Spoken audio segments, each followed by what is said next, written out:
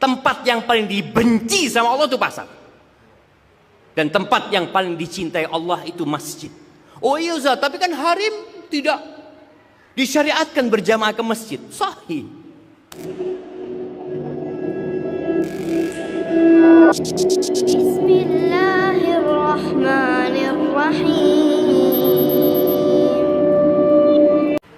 Terus terang jamaah, ana sering ngisi kajian di berbagai kota. Harim-harim jamaah itu jarang dibawa kajian ke masjid sama rejal. Ya, anak husnul mungkin rejalnya ustadz semua ya. Sudah di rumah sudah kasih kajian apa, jadi harimnya nggak perlu dibawa ke masjid. Kita bakal ditanya sama Allah. Tugas sebagai seorang suami, komandan ar-rijalu qawwamuna 'alan nisa, bukan cuma kasih fulus sama harimnya. Tuh harim punya rizki sendiri, nggak akan makan rizki kita. Maka bagaimana kita mendidik kita punya harim? Ajak jamaah, bawa harimnya. Bukan kalau ke mall diajak. Tempat yang paling dibenci sama Allah itu pasar. Dan tempat yang paling dicintai Allah itu masjid. Oh iya Ustaz, tapi kan harim tidak disyariatkan berjamaah ke masjid. Sahih. Enggak. Tapi juga enggak ada syariat harim harus ke pasar. Kenapa engkau bawa tuh harim ke mall, engkau enggak bawa ke masjid? Engkau bawa tuh harim ke tempat yang paling benci Allah, dan engkau enggak bawa tuh harim ke taman-taman surga untuk diajari ilmu. Maka tolong ajarin harimnya di rumah, kumpulkan dia dengan orang-orang soleh, datang ke rumah Allah Azza wa Jalla, dengarkan ilmu supaya ketika mendidik anak-anaknya Ahmad dan Anwar ini, dia pakai ilmu didik. Tidak lagi generasi yang strawberry. Strawberry itu ayu-ayu cuma, masya Allah.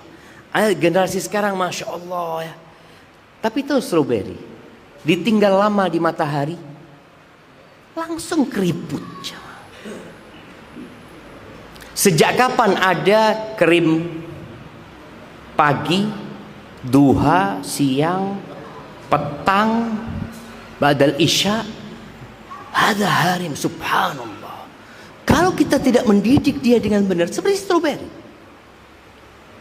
kegencet dikit selesai. Pulangkan aku kepada orang tuaku, jangan sampai. Nanti yang benar. Nah, khairukum khairukum li ahli, buat para suami. Nabi alaihi salatu wasallam mengatakan yang terbaik di antara kalian adalah yang paling baik sama bininya, sama keluarganya, bukan sama sohibnya, bukan sama tetangganya, tapi yang pertama di rumah. Nah, ini harim, semuanya harim tuh jamaah.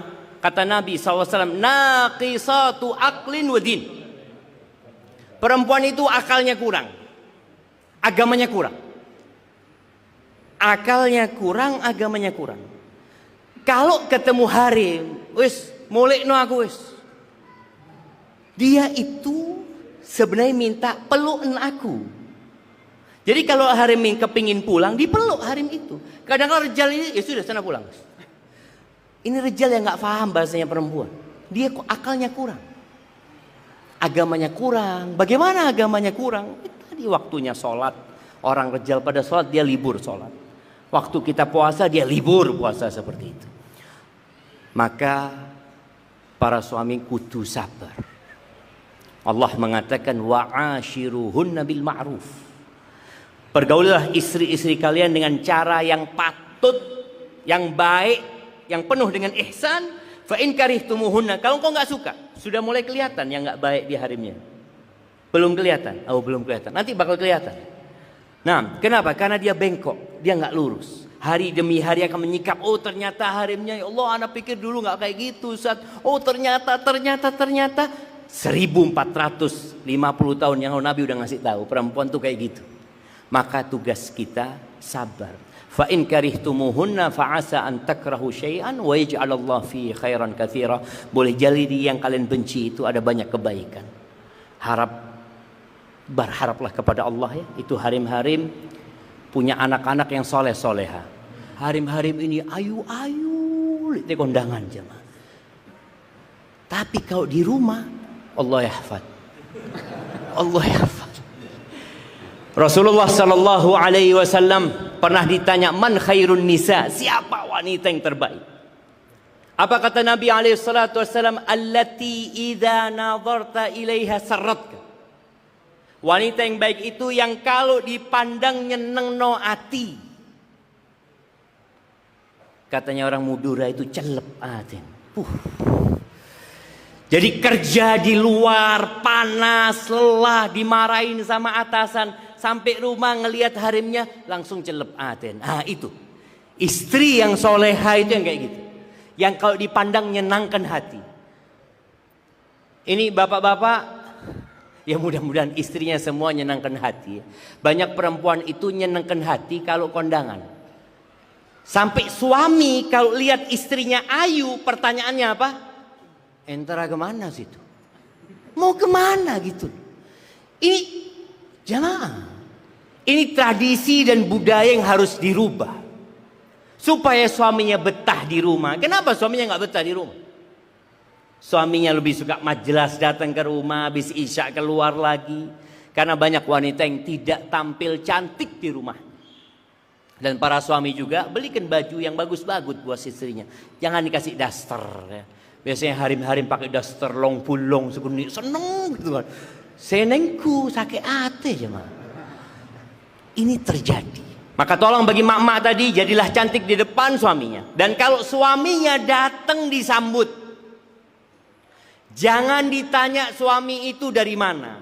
Anwar kalau datang dari mana bang? Jangan ditanya dari mana. Udah capek ditanya dari mana. Tanya mau apa. Mau yang panas apa yang dingin? Allahu Akbar. Sampai ini ada cerita ya. Di Jepang. Ada orang Indonesia zuat sama perempuan Jepang. Masya Allah. Dia mengatakan, Ustaz, ana nggak pernah ngelihat harim kayak gini. Ustaz. Ana itu mau berangkat kerja Ustaz. Dipakaikan ana punya mantel. Diantarkan keluar rumah Ustaz. Keluar rumah diantarkan. Dia tidak berpaling dari ana sampai ana hilang dari pandangan dia. Orang Jepang biasa jalan.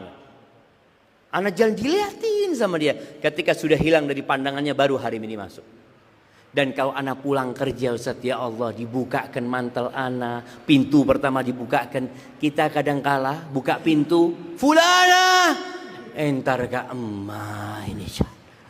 Cari-cari ketemu pembantu. Mana ibu? Nonggo. Allahu Akbar. Padahal suami itu kalau pulang tidak waktunya pulang, ada perlunya sama istri.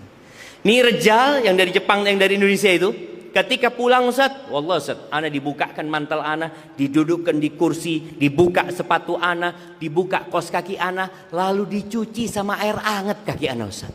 Allahu Akbar. Ada yang kayak gitu harimnya jemaah. Ya, sabar. Mungkin sehari 2 hari kayak gitu. Ya mudah-mudahan selamanya. Ini ada acara bulan madu. Jangan nggak ada bulan madu. Sampai mati madu. Kalau sebulan madunya, habis gitu tinggal bawangnya. Nggak, kalau usahakan sampai mati madu, usahakan seperti itu. Tadi kalau dipandang nyenangkan hati, menyambut suaminya, bahagia suami di rumah. Wa idza amartaha atau atka. Kalau disuruh kayak dingaki. Taat. Perempuan ini disuruh taat. Dengar sama saya. Dipanggil fulana. Lebih. Ada yang lebih pakun edepor. Lebih. Akuring. Dia ngatakan lebih cuma ingin ngasih tahu. Saya ada di sini. Lebih itu artinya saya datang. Labbaik Allahumma labbaik. Nah itu labbaik itu. Artinya bukan iya. Ana masih ingat walidi kalau ana dipanggil ngomong iya marahin. Lebih. Lebih itu datang. Soalnya kalau iya ya cuma iya. Iya. Beda mana? Lebih datang. Disuruh taat, dipanggil datang. Wa idza ghibta anka wa idza ghibta anha. Nih istri yang soleha itu kalau suaminya nggak di rumah dijaga kehormatan suaminya. Dijaga anak-anaknya, hartanya suami dijaga. Ya, semoga para wanita sadar ya bahwasanya suamimu itu surgamu atau nerakamu. Jadi perempuan kalau mau masuk surga, tolong hormatin dan hargai suami.